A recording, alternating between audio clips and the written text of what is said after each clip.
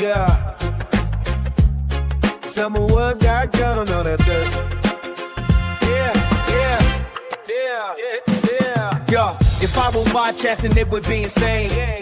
Knowledge flowing like the sweetest rain. Professor Bear on the mic, spreading wisdom wide. A bear's thoughts, that's my pride, I can't hide. With the voices in your ear, changing the game. If I rule podcasting, every thought we'd ignite.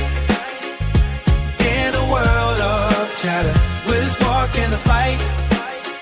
With Professor Bear, we're climbing to new heights. A bear's thoughts for task, shining bright in the night. Topics from the heart, never sounding the same. God laughs and debates, never dull or bland. From culture to tech, take you by the hand. Join the ride with us, feel the vibe expand. With every episode, we shine that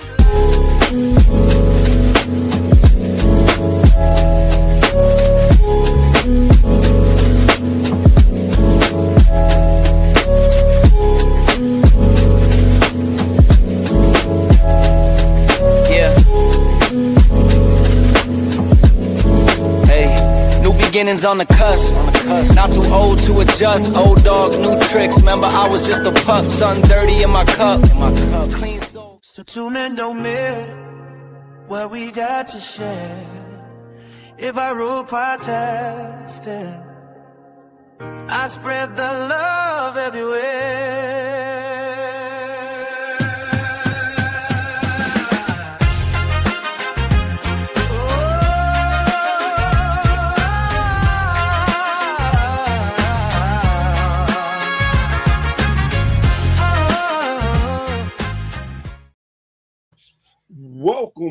Welcome, and thank you for joining me this evening. I am Professor Bear, and this is a Bear's Thought. And guys, girls, we are just rolling through 2026 with this great wrestling podcast appreciation month. As every day that I'm blessed to do this, it gets better and better. I'm having so many different guests from different parts of the world. I never thought I was going to be able to do something like this and give back, because this is definitely not about me. It's about all the different other wrestling podcasters out there. And today I am blessed to have two of my favorite podcasters back with me. They are Justin and Josh, Flipping the Cage podcast. Guys, how are you doing today? We're doing good. How are you doing? Man, I am hanging in there. I ain't even gonna lie. Some days I feel like I need to take an energy pill, but when that camera comes on, I get that rush. I feel good, and I know I'm going to talk about wrestling. So, I mean, you can't beat it. That's what you do it for, though, right? Yes. And something funny that the guest beforehand, we had a great conversation, but he said something that just really stuck in my mind and is the God honest truth for, I say, 98% of us. We love wrestling so much and enjoy talking about it that this is fun. How many things that you get to do in life that you have to work that you don't care about it is just you have to do, but when you can do something that you love, it's not even real work.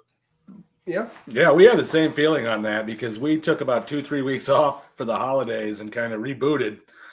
And when we got back in this last weekend to actually record a show that dropped this morning, it was like, okay, we missed this.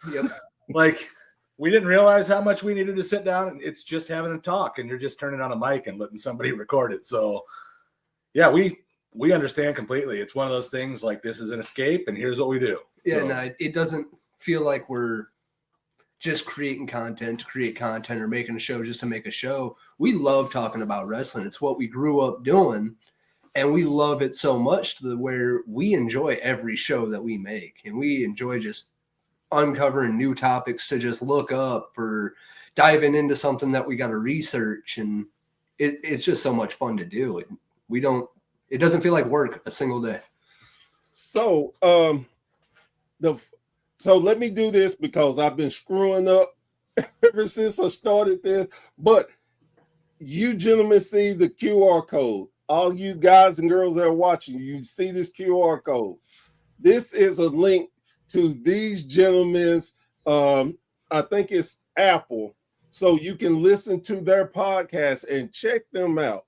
Please give them some support. And what I love about this is you get to hear someone else's take on wrestling. Maybe it's similar to mine, maybe it's totally different, but the best part of it is you get to have so many different varieties of people that talk about the sport we all love. So please, please, please go give it a listen to.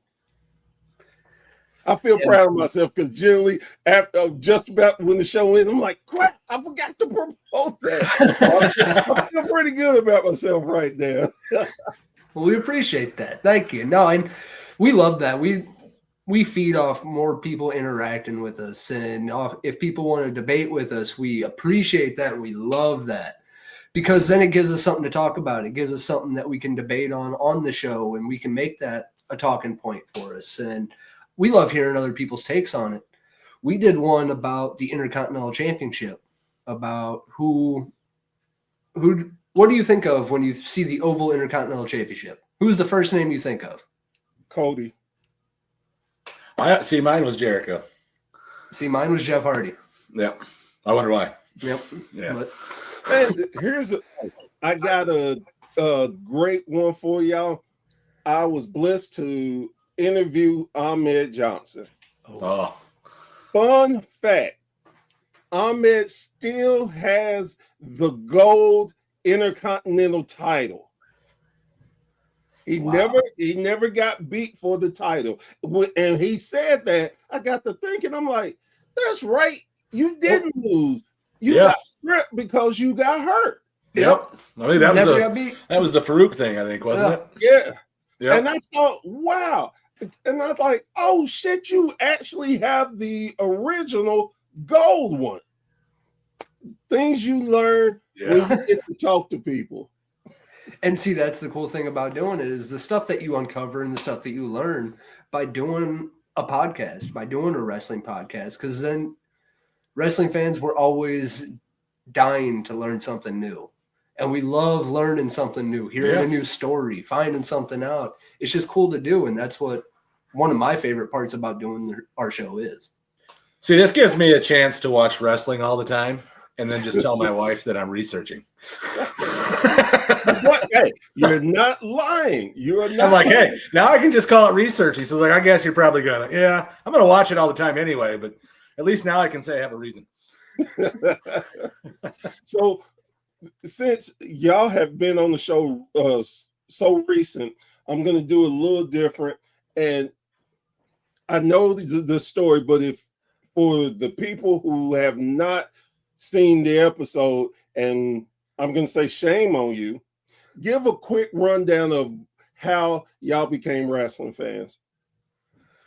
So I'm 31 years old, and so I grew up with my childhood being the Attitude Era, and it was the Attitude Era bleeding into the Ruthless Aggression Era. Unfortunately, my teenage years were the great PG era that we all know and love of WWE. So it was mainly like the toys, the video games, all of that. I started watching wrestling mainly with him, and him being my older brother, it was, what are you doing? What are you watching?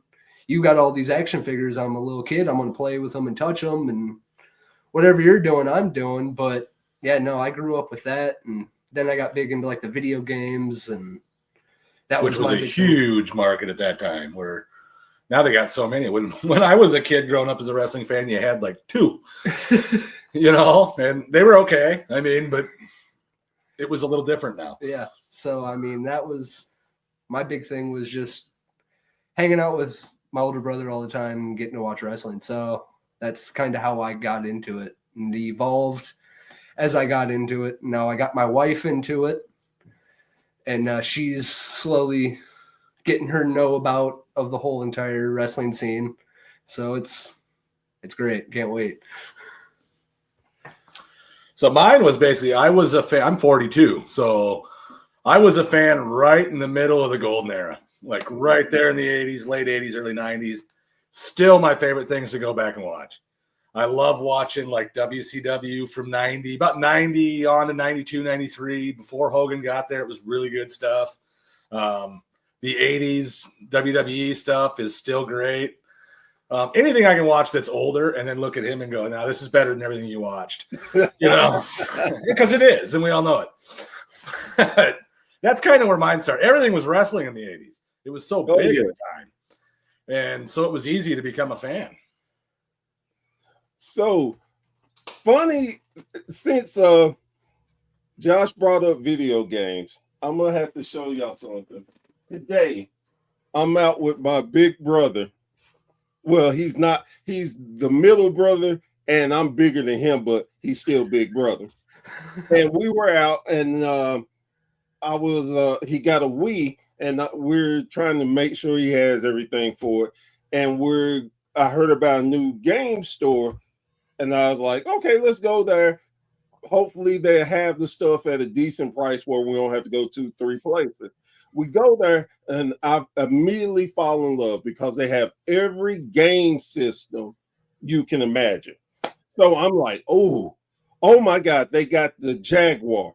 Oh my God, I'm gonna have to get it. So I'm just freaking out. And then I saw it. I was like, I've got to get it. It is going home with me. This is the Master System. Oh, wow. I've never even seen that one. And I was like, I have another wrestling game to add to my collection. Oh, that's a cool one. That's a really cool find. And it's just so much fun. And even though my middle brother is not into wrestling, he grew up with wrestling like me. And he was telling me the story about his first memory with my older brother and my dad. His first real memory of his was going to a wrestling match. They had to go over a drawbridge to go to a wrestling match, and he remembers that.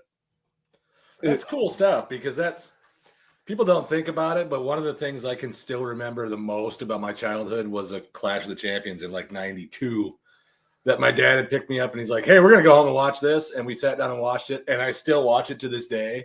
And it makes my dad's passed on now about 25 years. So it still makes me think about that moment when we sat and watched that. And that was just our time. And so it's cool. It brings everybody together.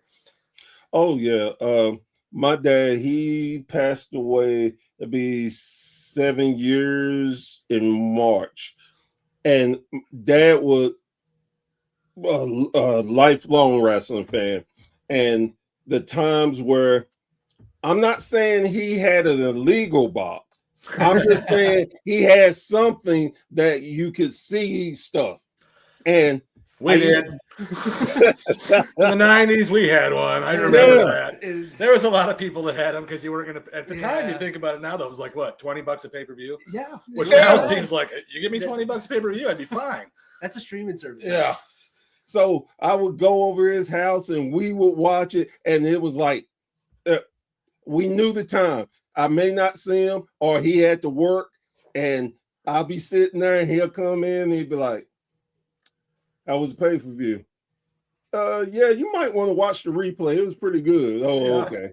It was our bond no matter what. And I can remember a week before he passed away, and he had to go in the hospital, and it was his birthday. And we were talking, and he was like, son, I'm tired. And I was like, it's okay to rest. We got it. You did your part. All of us are fine. And I was like, just, have a great birthday and everything, and I'm going to get down to see you. Boy, you make sure you watch that pay-per-view so you can tell me about it. And it was our thing. Yep. That's really cool. So That's kind of became like our thing now, where Yeah. that's what we do. Is you got to make sure you see this. Did you see this? No, you Yeah. got to go back and you got to watch it. And that's kind of become like our big bond. We still grew up doing it, watching it, and talking about it. And I don't think we're ever going to outgrow that. We're always going to be the little kids inside that just want to talk wrestling. I can tell you if at 42 I haven't moved on enough to not buy over 200 action figures and surround myself with wrestling stuff, it's probably not going to happen by now.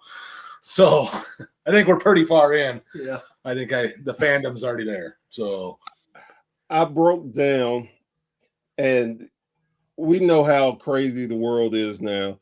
And I was in need of money. And I'm like, damn it. I found action figures. I used to work at Toys R Us, so I got my hands on everything. And I had the original lineup of the first wave of ECW figures. It broke my heart to take it and sell it, but I thought to myself, if nothing else, I know a true wrestling fan will appreciate these. Oh, man. So that was a way to be able to get past it without losing my damn mind.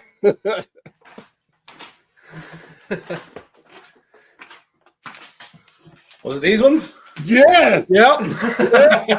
Yes, sir. Yep. I remember those coming out. That was really cool when they came out. It was. Because ECW was still up and coming. You're like, oh, they got their own. That kind of legitimized them. Yeah. Yeah, exactly. And they had action figures. They had video games. They're a legitimate wrestling organization. Yeah. Does anybody remember the magazine? Oh, yeah. I do. Yeah. It was brief, I remember. Yep. Funny that you mentioned that. I was a big, especially you, and you know what I'm talking about. No, we didn't have internet, nothing. So how did we get news? The magazines. Yeah. I have from 1988 to 89 is when I started a complete set. From then to I think 2002, I have Pro Wrestling Illustrated. I have Inside the Wrestler, and I can't remember the third one, but they're the entire years. When they start doing the top 500, I think I have at least the first 6 or 7 magazines. All of them are in great shape, everything. I think PWI still does the 500 Yep, still they in do. magazine form. I think you'll go walk past like a Walmart, the magazine section, and there it is, just PWI 500. Yeah. And it's like, all right, that's still the only wrestling magazine you'll see. Well, that was PWI always one of 500. those publications where for some reason that mattered. Oh, yeah. Like when they were you had guys talk about it for years. Like we get the 500 and everybody brings it in and we go, look, see where you ended up. And then the awards. Yeah. Like they took the year-end awards as serious as anybody. And they had it was kind of a claim to fame if you were the wrestler of the year for PWI or the tag team of the year. World of Wrestling, was that one? I remember that. WOW? Yes. World of Wrestling magazine. Oh, I love that one. That one was kind of based in the same way Kind of the like ECW yeah. was. The like you said, it was the legitimate. You knew you were doing great if you were in PWI. Yep. Nobody could tell you anything. Oh man, I love it. I miss magazines. See, I'm young enough to where people can look at me and be like, your generation ruined wrestling because of the internet. And I get it. But I'm also one of those select few. I'm 31 and I don't know how to work my damn iPhone. I don't understand the internet. I'm still missing the magazines. I don't like the internet spoilers. I want to be surprised when I watch wrestling. So I'm probably that rare commodity of being a younger generation fan that doesn't want to see everything spoiled on the internet. Starting to consider with that statement why we let you do all our tech work. So I still to this day get PWI just online. I subscribe to it. It's not the same, but it's still, it gives me pleasure. It fills that same void, kind of. Yeah. Yes, definitely. I couldn't have picked a better word.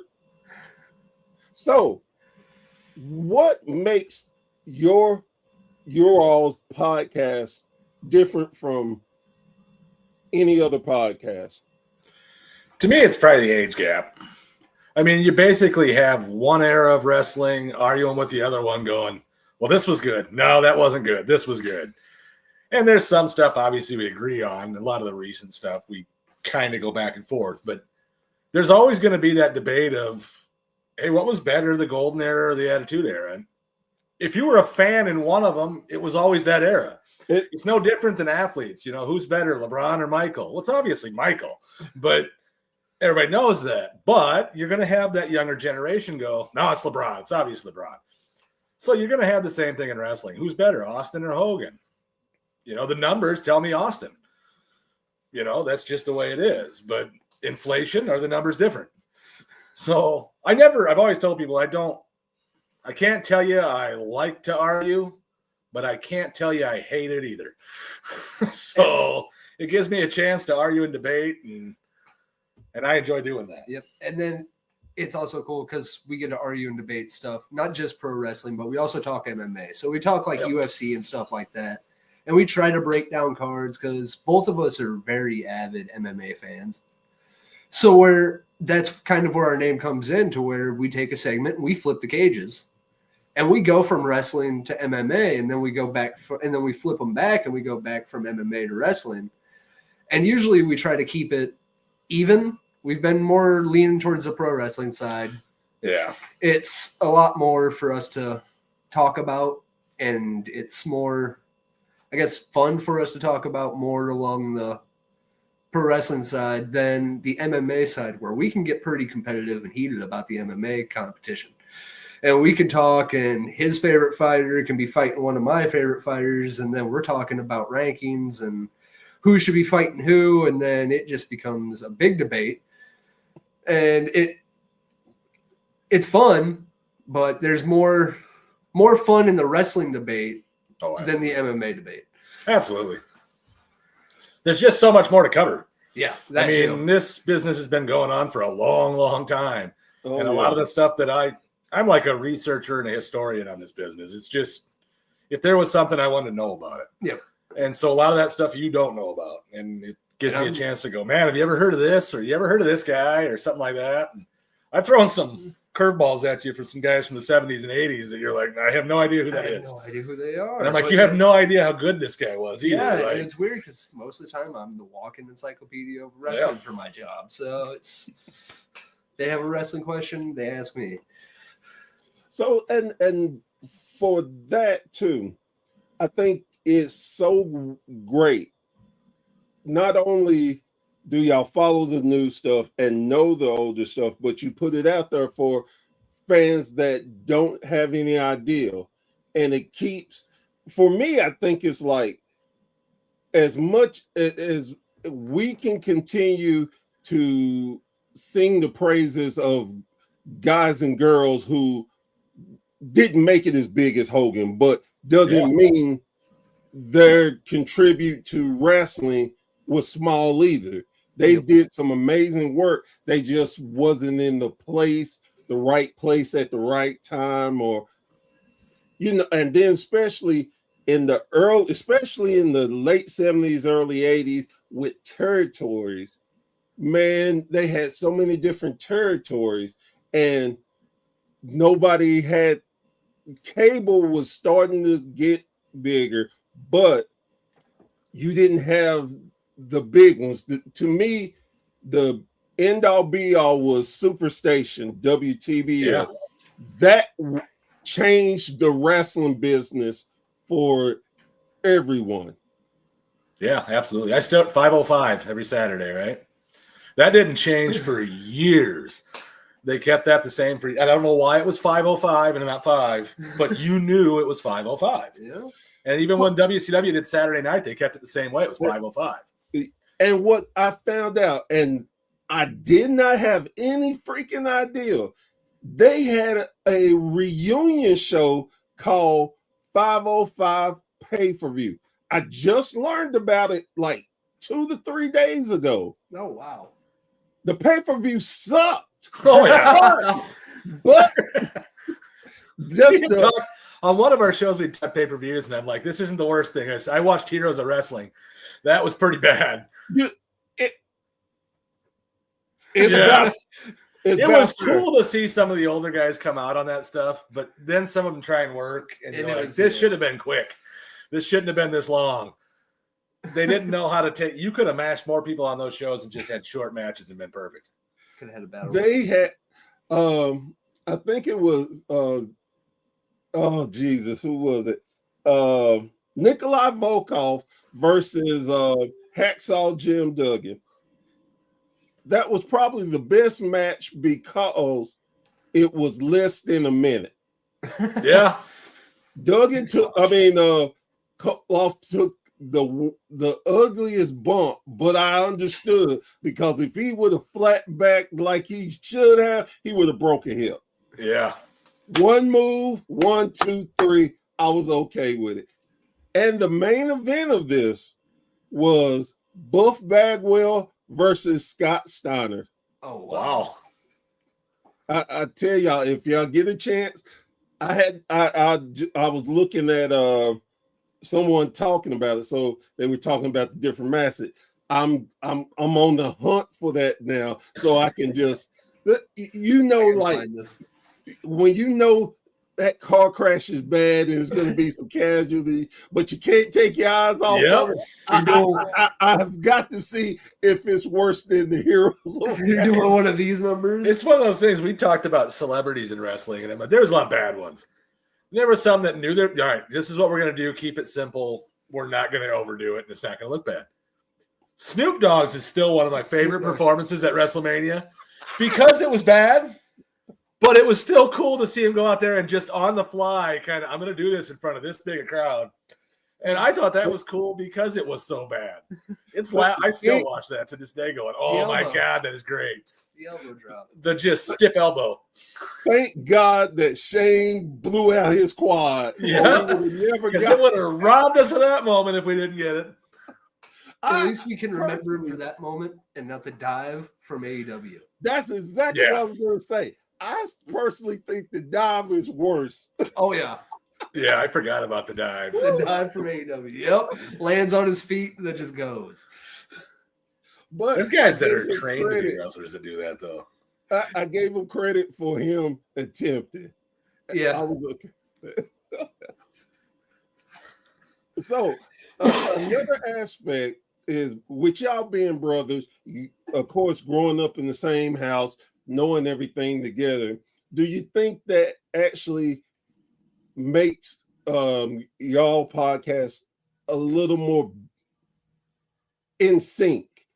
And what I mean by that is not, of course, that y'all agree on everything, but you'll know, hey, he may be thinking this way. Yeah. Let us go this way. Or, that's what I mean. So we've actually, before a couple shows, we've talked about like, all right, when you go into this, I'll go into this. And it never works. It never ends up working out that way because one of us gets too talkative or gets too amped about something. But we do have that ability. It's almost like to go, I know where you're going to go with this. And on some of like our top 10 topics we've done, it's like, I didn't include people because I knew you were going to. Yep. And I can take that spot and give it to somebody else I think is deserving. And so we do have a pretty good grasp on, I know what you like and how you're usually going to look at stuff. And that, I'm not going to lie, that makes me kind of turn the knife a little bit on some topics just because I know what the reaction is going to be if I say certain things. Right. To me, yeah, we know exactly how to play off each other. I think it's just a natural chemistry of constantly doing it. And now we're doing it, but just recording it and putting it out there for other people to listen to and for other people to have their take on. So, I mean, it's kind of easy to, like you say, kind of easy to read the room when we're sitting there getting ready to put our show together. If we're crunching our notes up and being like, all right, you got this ready, you have this ready. we did a tag team draft at one point with our top 10 tag teams. And I knew exactly. I was like, there's some teams on here that I'm going to have that I know you're definitely not going to have. You didn't even look at. There's some teams that you got on there that I'm probably not even going to know. So it's pretty easy to kind of figure out. Like, and that's what I like about the show is, like you said, the age gap. So at one point, I think I brought up the Texas Outlaws. Yep. As an honorable mention, because I'm like, somebody's got to bring them up. Nobody's going to bring them up on a podcast anymore. So I'm going to throw them in as an honorable mention just because I want them to get airplay. And he just kind of, there's this point where he goes, the Texas Outlaws. I'm like, it's Dusty Rhodes and Dick Murdoch. He's like, oh, okay. And after that, I started watching some Texas Outlaws matches. So it was just, you're learning something new too. For me, having a older brother that does wrestling and knows wrestling so well, it is amazing because I can remember us sitting down with my dad watching wrestling, and Ivan Koloff walked out, and my brother was like, former world champion. I'm like, what the hell are you talking about? Yeah. Ivan Koloff never won a title, the world championship. Then later on, when I found, he didn't just win the championship, he beat one of the greatest world champions of all time. Holy crap. Yeah, he's one of those guys nobody thinks of anymore. No. And even I forget the whole world title thing. You're like, oh, yeah, he was a former world champion. And that's the a lot of the heels were used as transition champions at the time. Exactly. That's basically what it was. You had to get the belt from one baby face to another, and you weren't going to have them wrestle each other. So and then it depends on where you were, because WWE they're more of the baby face. Yep. They rather have the baby face get beat up by the heels and whatever. And NWA was better. Was like, hey, the baby face chasing the title is the money. And Ric Flair put over so many people. Oh yeah. Yeah. Oh and yeah. If it wasn't for Ric Flair being the dirtiest player in the game, so many guys would have not gotten to the heights they got to. And it's beautiful. And people don't think about that as wrestling, that some people are so big that they shine, and that shine can rub off on individuals, and it makes it so much better. Yeah, Ric Flair going through like Florida and putting over Charlie Cook, who nobody's ever heard of. In Florida was a huge deal for Charlie Cook. The next week, he was the man. Yeah. So Flair could go out there and do that with anybody was the great part. Exactly. He could make anybody look like $1 million. And then it boosts their the local wrestling, because oh wow, you went in the ring with the world champion and did 60 minutes. Yep. Oh, you almost beat him. Man, you got to be great. Yep. And of course, that's how the territory system was back then. Hell, no, you didn't have to. You didn't have to beat Flair, but if you just looked like you could hang with Flair, man, you were the next big star for that territory. Exactly. Well, a lot of those times back then, when they had the champion on a card, it was always load the card, because we want people to go, that was so much fun, we're coming back next week. Exactly. And so they just stacked these cards. A lot of times the champion came in. I know Stampede talked about it, where if champion came in, Andre came in. Yep. Because that's how you booked the show. You wanted people going, yep, we want to come back and watch this again. Then they got there and realized all those guys weren't there every week, but it got them hooked. That's the point. Yes, the big names were there, but it was the guys in the middle and the local guys that impressed the people to keep coming back, even though, well, hell, damn, Flair's not on the card. That's okay, because the guy who almost beat him in, and he's in a feud with this guy, I got to see where it's going. Yep. Yeah, absolutely. And realistically, the WWF and Hogan kind of ruined that. Yeah. I mean, they really, your local guy who was going to work a territory was kind of gone. They cherry picked the guys they wanted, and everybody else just kind of left. The Hogan must pose era started then. Yep. Well, and then see, and for me not being a Hogan fan, but before I say this, let me say this. JC, I see you. Love your comments. I'm gonna reach out to you because you're gonna be on the show too. So watch for my message. But if WWE was a little smarter, I think this is just me. If I had this booking power back then, certain people I would have let beat Hogan because it would have put them over and it would have put more emphasis on Hogan. He lost, but man, look what he came back and beat him. Yeah. And not only would that, and I know a lot of people are gonna be like, man, that's crazy. It wouldn't have made Hogan bigger. Yes, it would. Plus, it would have gave the stars, the heels, the credibility of being a world champion. You don't have to be a world champion for 10 years. Yeah. Look, right now, Tommy Rich, nobody can take away from Wildfire Tommy Rich that he beat Harley Race and was a world heavyweight champion. I think it was for 3 weeks.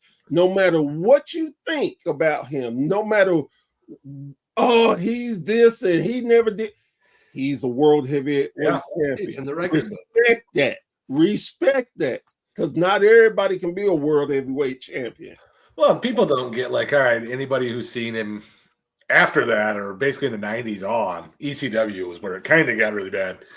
But anybody who's seen that doesn't remember this guy beat Harley Race. You have any idea how over you have to be at that time for Harley Race to go, okay, this is fine? Because if Harley didn't want to lose, Harley wasn't going to lose. Exactly. Because legitimately, Harley could kick 90% of those guys' ass. So if he didn't want to do something, you best believe it wasn't going to happen. Well, I think they gotten some heat for that because I think it was Harley's idea, wasn't it? Yeah. That's what came out later, that Harley's like, no, we're going to do this because it's the time. It's going to get over. It's going to make it bigger when we wrestle again in 3 weeks. And see that goes to show that some wrestlers get it. Yeah. They understand the fans. They understand, hey, it doesn't matter if I drop it I'm not champ for 3 weeks. Who gives a damn? It's going to build the crowd up. We're going to have a massive payday, and it's going to get Tommy over where Tommy can go anywhere else, and everybody be like, that's a former world champion. Yep. I got to have him on the card. Oh, man, our card is bigger because we got the former world heavyweight champion. Absolutely. How many former champions do we have? Yeah. And see, we talked at one point about when Hogan was the champion, somebody like a Mr. Perfect, somebody like a Rick Rude, those two people right there, those two could have been made mega stars by just beating Hogan and becoming champion. They didn't have to be a long-term champion. They could have been a transitional champion and gone somewhere different down the line. But it would have at least cemented them in that this guy is a world champion. You can't take that away from him. Mr. Perfect especially. I still think Mr. Perfect. Well, he was a world champion, though. Well, I mean, in WWF. Right. I think Mr. Perfect could have been that guy to beat Hogan. He was kind of like Piper or guys like that, though, that didn't need it. I mean, really, he didn't need the belt. And you said a mouthful there because some guys they had gotten so over the titles didn't matter. But my argument to that, I always say, yes, they were over, but it still would have meant so much more if they would have been a world champion. One of the funny things that me and my guys hadn't did it in quite a while, but we used to do who do you think should have been a world champion? Oh, we've talked about that debate quite a bit. And it's like some people, like, there's no excuse why Jake the Snake Roberts wasn't a world champion. Yes. Now, at least Rick Rude won some versions of a world championship. Jake didn't get any. Like, I look at Arn Anderson, just for the body of work that Arn did, that would have been a great thank you Yeah. moment. Yep. One of the more recent ones was always William Regal. Oh, For me, it was William like, Regal's a good one. and my understanding is he didn't want it. That I think it had been brought up a couple times. He's like, no, I don't need that. But it still should have been you have given so much to this business. You deserve at least once to walk out there and go, I was the champion. And granted, he's one of those guys that probably would have held it like a week. Yeah. And he'd have been fine with it because he wouldn't want it any longer. But He could have been the perfect guy to win it, get cashed in, money in the bank on, Same lose night. it. Yeah, lose it the Same same night right after he wins it, and 'Cause- he would still save face and he wouldn't think anything of William Regal. He Well, would it's still the- have been world champion. it's the difference between, like, he talked about Flair and we talked about guys like Flair and Race and guys like that. They were the champion. That was just known. But they knew how to make everybody else look good. Yeah. They didn't have to have the belt. They were just that good. Hogan needed the belt. And he couldn't lose the belt. And then it kind of went to his head that, well, I got to be the champion. Nobody can beat me. And then it got really bad in the later parts of his career. So Flair and Race and these guys knew it wasn't going to hurt their credibility a bit. They're still going to be Ric Flair and Harley Race. It ain't going to matter. Regal knew that too. Hogan thought for some reason it was going to hurt that credibility. And man, we're going down a whole different rabbit hole than I had intended. But Hogan in particular, as much as I talk crap about him and how I didn't like, and I legitimately didn't like him as a kid. Everything else, two things I would give Hogan that you never can take away from him. And this is my thing. Hogan went through the territory system. He worked just like everybody else. A lot of people don't realize that because they only know Hulkamania. They don't know the Golden Sterling. Yeah. And as much as I talked about Hogan had no heart and blah, this and that, you go in training, the trainer intentionally breaks your leg because he doesn't think you have any heart. After your leg heals up, you come back. Yeah. That again, you cannot take that away from Hogan. And when Hogan needed to, Hogan could actually wrestle. Oh, yeah. Oh, yeah. He could work. If He you just didn't need to. in Japan are some of the Hogan's greatest matches. Yeah. We talk about this quite a bit. It's so amazing. If I had to pick a match where I just was really amazed and enjoyed and could say I actually enjoyed a Hulk Hogan's match because the wrestling was him versus the Great Muta. Oh, yeah. Oh, yeah. Yup.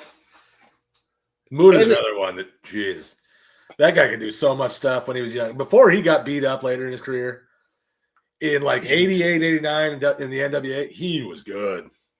Like him and Sting was awesome to watch. That's exactly what I'm going to say. Probably, I think, and I recently watched some of it, probably one of my favorite pay-per-views, it got to be in my top 10, is Starrcade 89, where they had Flair, Muta, Sting, and Luger in a round-robin tournament. Yep. Then they had the Road Warriors, the Steiner Brothers, Doom, and it was supposed to be the Skyscrapers, but Sid got hurt, and they replaced them with the Samoan SWAT team. Yeah. I love that turn. I always was pissed that they did not do a second version of that. It was so good, and it gave everybody credibility to be able to wrestle against the top guys. I already know these four, no question about it. That was kind of a turning of the page for the NWA. Because it was kind of all right, we're going to put Sting on the map with Starrcade, which is their big event. Yeah. I think they call it like Future Shock or something like that. It was an Iron Man tournament was what they called it. And yeah, it was kind of all right. We'd already had Sting start raising to this level. Now we're going to kind of put it over the top. And Luger was right there too. People forget how over Luger was in the late 80s. Oh, He was good. I tell everybody to this day, there's only 2 United States champions that ever mattered to me. Magnum TA, Lex Luger. For everybody who talks about Luger's work, Luger was the longest reigning United States champion. And you can look at every reign he had, or you can do just one period, and he has the record. Yeah, it was the late 80s. It was like that belt was just synonymous with his name. Yeah. It was weird if you walked up. I remember when he lost Stan Hansen, and it's like, yeah, I didn't see that coming at all. And I have recently watched that match, and I'm still like, God, I can't believe they did that. Like, that was his belt. But I will argue with you, again, being a Luger fan, it was the right call because it was shocking. Yeah. And especially back then, if you were a wrestling fan, you knew who the heavy hitters were. Yep. And Stan Hansen to be in the NWA and ran through Luger, it elevated Luger to the next level. That one wasn't as shocking as when he lost to Michael Hayes. That one, I'm like, okay, that came out of left field. I'm not sure where we're going with this. Apparently, the Freebirds were back. The Freebirds were back. So. Oh my God! He lost to it. What? Yeah, and it seems so out of place. It's like this is it's a tag guy. You literally have his partners here. What are we going to do with the belt after this? Like, he lost. It was like the Tommy Rich 3-week thing, but yeah, he wasn't Tommy Rich. And no disrespect to Freebird Michael Hayes. It just wasn't the right spot. No, it didn't make any sense. No, but there's several ways you could have brought the Freebirds back. You didn't have to include the U.S. title in any of it. It just seemed muddied up. But it was the NWA or WCW, and sometimes that stuff it was the turn of WCW, and they were throwing any damn thing they could think of at the wall. I've seen a pattern with WCW on that one. Let's just throw things at the wall. Up until the doors closed, that was literally one of them was the wall. Yeah, the wall was. They just threw things at the wall. I think one of them was Kaz Hayashi. Kaz Hayashi wasn't bad though. It could work. The cruiserweights were awesome. Yes, when they put the cruiserweights in, I think Eric Bischoff's called it like a car wreck. I'm going to start my show every day with a car wreck. Yeah, if you show a car crash, and I'm like, just keep watching. He wasn't wrong. And TNA kind of did the same thing with the X Division, where it's like, this is going to be our niche.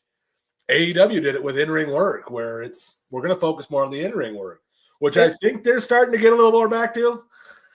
And we're getting a little more of that. All right, we want to see wrestling on here. Give us an alternate product to soap opera wrestling. Yeah, the storytelling. And that's what they was the alternate to soap opera wrestling, and it worked.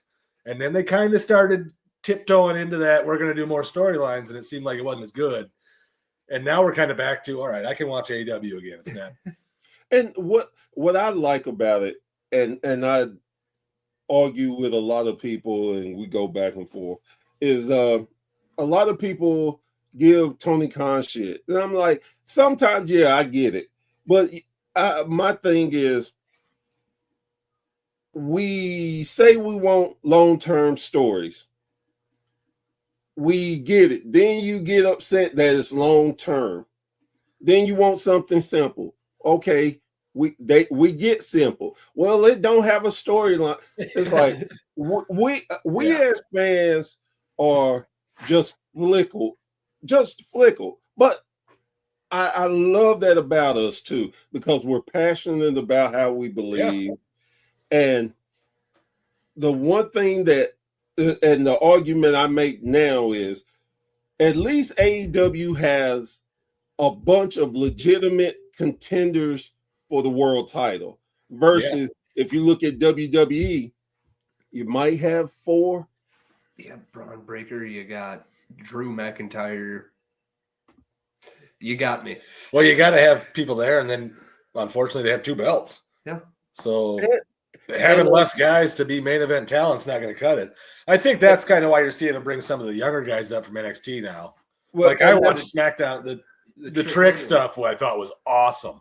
I have said for years that nobody remembers this movie, but we talked about Snoop Dogg, and he did the movie Bones. Yeah, in the 90s, and there was this character he did, Jimmy Bones, I think is his name. Yeah, and I'm like, that old school like neighborhood guy who that's an awesome character. I'm like, that would get over. And when he came out, that was the vibe I got. When he lifted his foot up and he held the boot there so you could see the fact that this guy had like a 3-inch heel on this thing, it was great. It's like he gets it. All right. And his lines were cool. The line for me was, and as soon as I heard it, I was like, this dude has studied Ric Flair. He said, I got my lemon pepper steppers on. Yep. Oh my God. I lost it when I seen that. That was like, oh my God. And poor Sammy just looked like a deer in headlights. He had no idea what to say back. You couldn't get polar opposite on these 2 characters. And they showed it in the ring where polar opposite on the interview too. It was Sammy did nothing. I think that's what made it so great. He was able to control it. And what I think, another reason why I think he was so over, because he stayed in NXT long enough to learn how to become him. He has bits of pieces, like he has pieces of The Rock in him. He has pieces of other people, but he's rolled it up into his gimmick.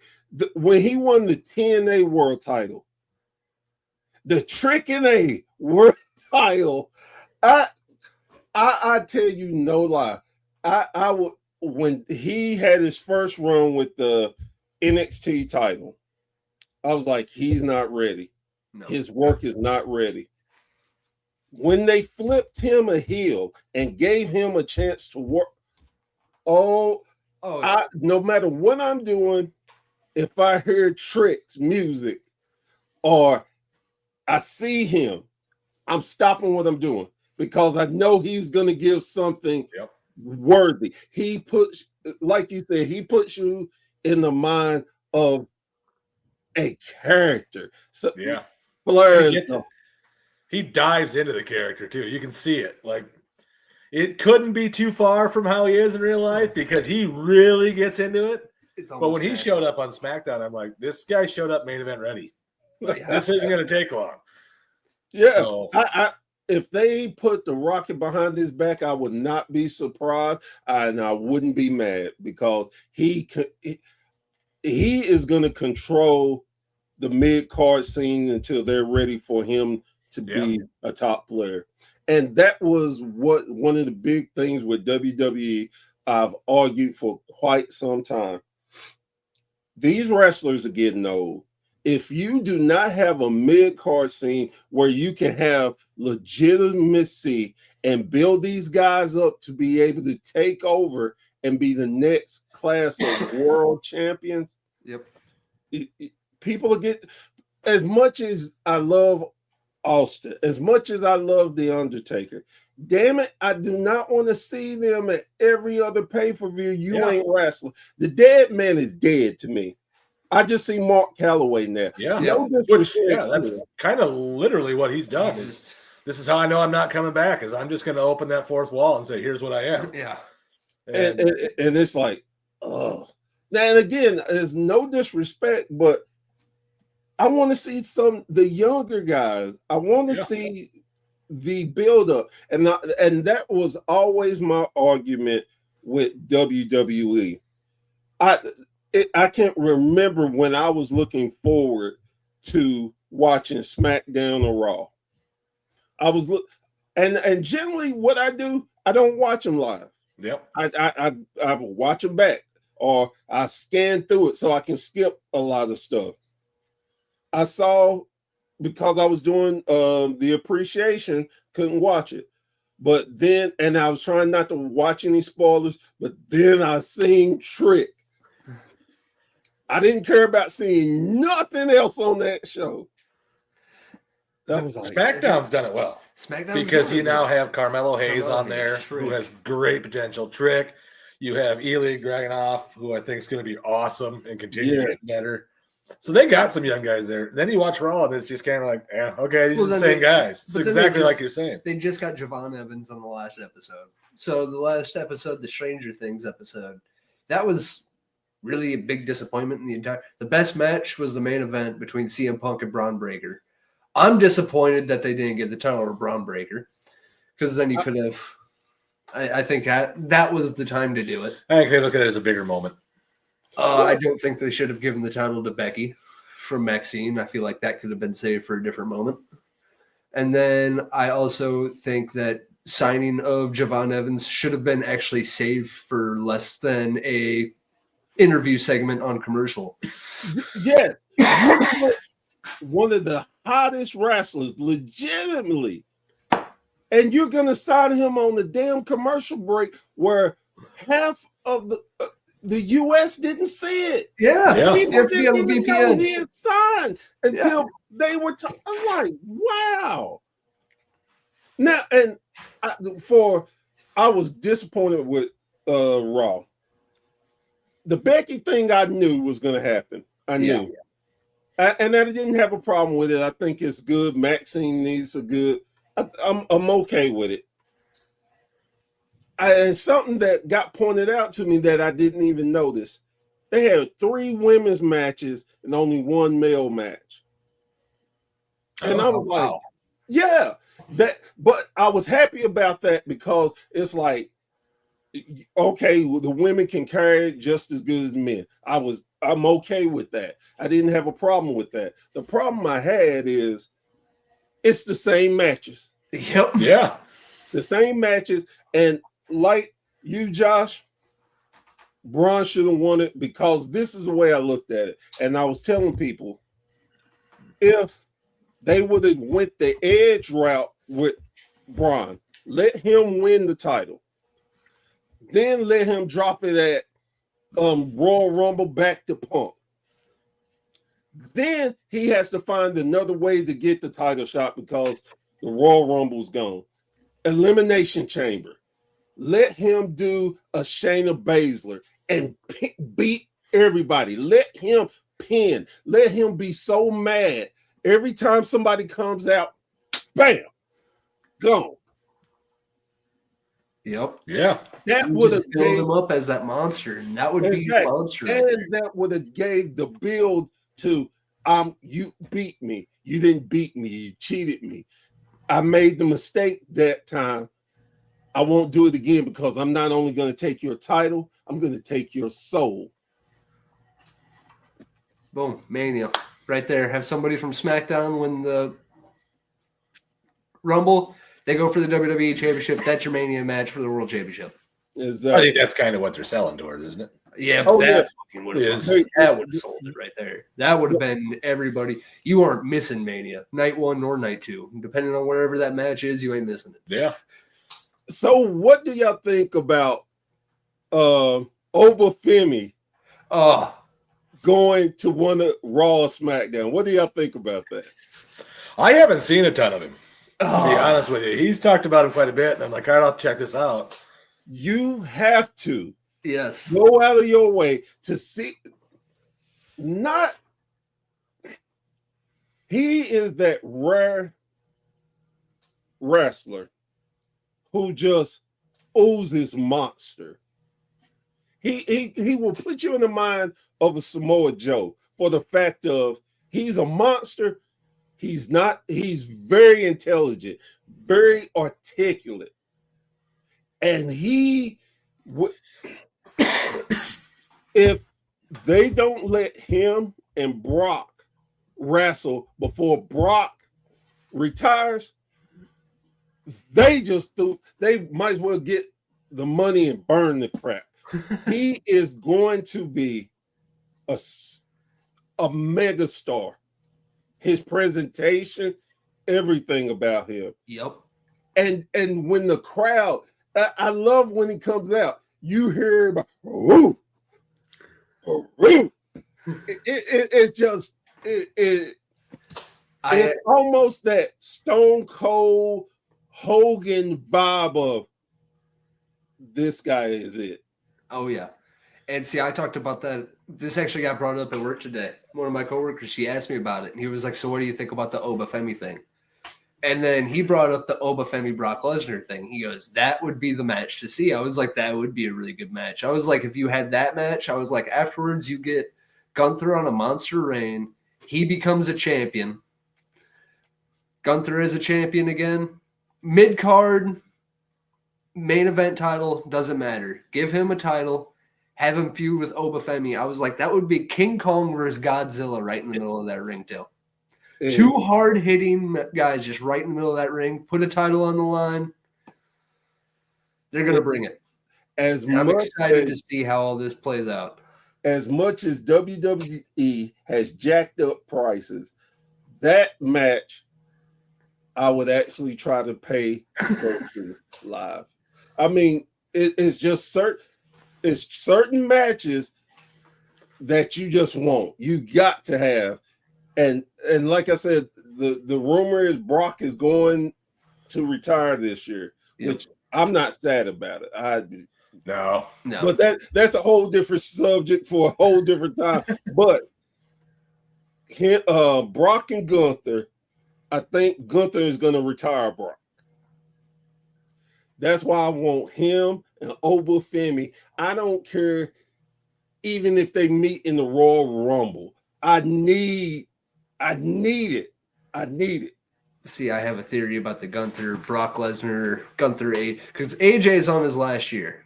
He's already admitted that. Now you're getting the AJ Gunther thing. I think if Gunther were to be the guy to beat Goldberg in his last match, John Cena in his last match, Brock in his last match, AJ in his last match, this guy can go on a big feud with Randy Orton to call himself the new legend killer, and then that would just be shut up and take my money. Like you, I'll try to pay to see that one. And like you said, the old legend killer versus the new legend killer, and let the new legend killer kill Orton every time. Yep. Oh my God. Rob Conway's pissed he's not in this conversation. It's funny. You know what? It is funny that you brought up Rob Conway. There are a lot of people that do not know this fact about Rob Conway. He was an NWA World Heavyweight Champion. Wow, I did not. I did not know that. Yeah, and not just a transitional champion.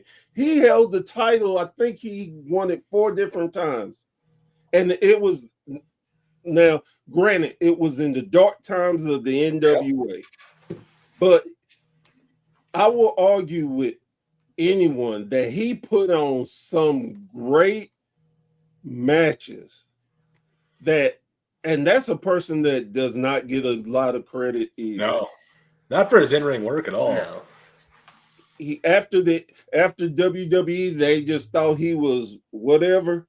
He had one hell of a stretch that I personally love. Sometimes and it kind of segues to why I love indie wrestling so much. I love wrestling where it's wrestlers and you get to see what they can bring. And especially for Rob Conway, for everything everybody said, oh, he was going to be, and everybody was disappointed. He had one hell of a run with the NWA. It's just a lot of people don't know about it. Yeah, I did not know about that. Yeah. That I didn't know about. He was kind of the guy that brought a little more credibility back to it at the time. Yes. Because at the time there was some champions nobody remembers, Colorado Kid and guys like that. And it was nothing against the guy, just nobody knew his name. And then you had a guy like Rob Conway, fresh off TV, too, to go out and win that title. It kind of gave them a chance to go, hey, Rob Conway's our champion. So and he carried it well. And how ironic that WWE has 2 former world heavyweight champions as the general managers. It is so amazing. It's great. I'm still waiting for that Nick Aldis in-ring return. Man, I want to see him. I want to see the general managers go at it one time. There you One go. time. They did it with Eric Bischoff and Teddy Long. Like I said, I think this would be better. Yes, it would blow people's mind on how well they would do that. What Nick? What the hell? Triple H isn't going to book people better than the main event and opening match. I say this, and maybe I'm just the believer of the underdog, but for the stuff people beat up Triple H about, I always have this retort. Yeah, Triple H may not be doing this, but it's not like he's the boss. He has people to answer to. Yeah. It's not like he's Vince McMahon. It's not like he's Tony Khan. Hell, it's not even like he's Billy Corgan. He has people to answer to. And if they say, hey, I know you had this, we want this, he got to do that. So I think a lot of people give him a lot of crap, undeserved crap. I think as a worker, he probably did there was some burying that went on. I think as an executive and everything backstage, I think he's done a good job. I think he's doing good. He's stayed out of the limelight for the most part, and he lets people kind of do their thing. And the show's gotten better since he took it over, I think. I'm just with him. I want to see a general manager match. And I think so. Both those guys are, especially Nick Aldis. I think Nick Aldis can outwork a good chunk of that WWE locker room that he's representing on SmackDown. Yeah. And I think it's going to look bad for them to just be like, our boss can do this a little bit better than we can. Yeah, here's ain't a slouch. And I was going to say, both of them still to this day, they still have great routines. I was actually, when I think about the NWA champions, I have both of them on my top 10 because they had to work harder than a lot of people, because most people, the NWA's dead. Nobody cares. That title don't mean anything. Both of them went around the world to so many different organizations, defended that title, and made it the real world title. They went and defended it the way that belt was designed to be. Yeah. And I hate that they don't get the credit, and more Pierce than all this, but they think he's a joke. And I'm like, yeah. Not the ring, he's not. No. Anybody that's seen him knows that. And fun little fact, and blew my mind. So I'm trying to get more into different social medias. I'm on TikTok. I do a lot more on TikTok. And I started following Pierce. And I saw he followed me. I'm like, cool. So I wrote to him. I said, hey, man, I love your work. I said, this is not me trying to suck up to you, but you're in my top 10 of NWA champion. You have some really credible work out there. I was shocked that he answered me back. That blew my mind. Even just to say, man, thank you. I really appreciate that. That's all he said, but damn, he read it.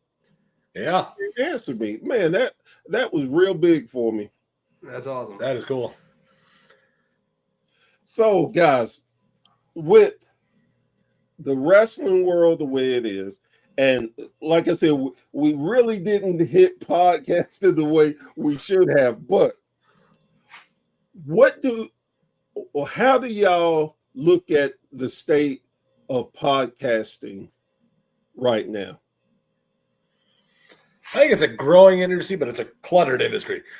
So you got to have something that kind of sets you different, and you got to have something that makes people go, okay, this isn't just the average everyday. There's a lot of these out here, wrestling podcasts. So that's kind of the age gap, the familiarity with each other, stuff like that. We feel that's what separates us. So it's a cluttered place. So you kind of have to find what makes me different. And yeah, no, like you said, wrestling podcasts specifically, like the state of podcasting, it's grown exponentially over the last, even since COVID. Yes, so the last 5 years, it is blown up heavy. And especially over COVID time, I ended up getting big into podcasts, like listening myself, to where I was listening to maybe about 2 shows, and then it grew into I now have a list of about 15 shows that I listen to. And so it's a constant ever-growing industry, and it's a constant ever-growing thing. And so and like he said, it's just trying to stand out and be different. If that's any piece of advice that anybody can take away, it's if you want to start a podcast, try to find something to stand out and to be different, to make yourself different from other podcasts, I guess. And I would add to that is to be yourself. Don't try to be Jim Cornette. Don't try to be Eric Bischoff. Don't try to be Professor Burr. Have your own, and legitimately, sometimes it takes you some time to figure out who you are. Yeah. And nothing's wrong with that. But be yourself, and like y'all said, have some direction and concept of how to stand out from everybody else. As you guys know, and the fans out there, Professor Barry is big on giving out flowers to people while they're here. And the reason why I wanted to do a wrestling podcast appreciation month is because I feel like there's so many different podcasters out there that don't get the love and the praise that they rightfully deserve. And I love to give out flowers while you can smell them and enjoy them. And both of y'all are so passionate about the sport. Y'all bring such great energy, knowledge. And for myself and for all the fans of yours, man, thank you.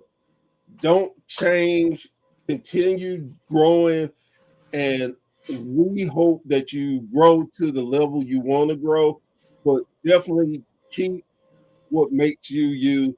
And for all of them and for me, thank you. Thank you for that. Thank you very much for that. We appreciate everything. We appreciate you having us on again. We appreciate you giving us this platform to share our wrestling insight and our talk, our fandom, and help us get our show out there to more people and to more people to listen to hear other people's take on it. Yeah. So it's awesome. Thank you for that. Oh, it's no problem. And that's the thing. It's just as much as it's 1,000,000,001 podcasters out there, there's room for all of us. Have fun and work with other people. That's my biggest take. If nothing else that I've learned in podcasting, that there can be some ugly, selfish people, but there's also some great people, and I want to be associated with them, and anything I can do to help, I want to. And like I said, have fun and learn things I didn't know. I'm a professor, but I learn stuff new every day. Just like I told you about that crappy pay-per-view that I am going to watch. I've got to find it. I got to. The Rob Conway thing. Learn something new. Yeah. So, again, thank y'all. And y'all know y'all have an open invitation for any time. And I think we're definitely going to come up with some creative plans to create and do some crossover stuff. Oh yeah. Yeah. We'll let you get through your little busy month that you got going on here, and then we'll get something definitely worked out. It's actually a month and a half, because after this, I'm doing a promotion appreciation month. Well, So, we'll yeah. try to toss some dates around to you, and then we'll get you on. Don't worry. Cool. Guys, girls, thank you so much for joining us once again. I hope y'all enjoyed the conversation, to get to learn the inside of what podcasters think and why they do what they do. And everybody has a story. And I love the fact that so many people have different stories, different twists and stuff. But the two main things are, we love wrestling and we have a podcast. So enjoy. And as I always try to end on my shows, please go support your local independent promotion. You never, ever know who you could see starting off and young, and years from now could be a world heavyweight champion in a major promotion. You never know, but they love the support. And the key, I think, is you get to talk to the wrestlers and get a personal feel for them. And I think that will leave a memory that you can pass on, and your family, and it's just great. So again, continue to support wrestling. So with that being said, hopefully we will be back soon around the campfire to hear more great stories. I'm Professor Burr. This has been a Burr's Thought, because Burr is tired. Give me a break. And we will see y'all again soon. Y'all take care.